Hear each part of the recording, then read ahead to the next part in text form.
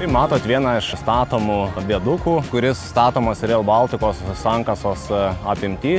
Tai šioj darbų atkarpoj 10 km linijoje tai vienas iš didžiausių statinių, kurio ilgis yra beveik 100 metrų, aukštis nuo esamo žemės paviršiaus apie 14 metrų į viršų. Viadukas statomas pasižymi tuo, kad statybos vyksta ir lygiagrečiai vyksta tiek automobilių, tiek traukinių eismas, kas reiškia, kad rangovas turėjo ypatingą dėmesį atkreipti darbų saugą.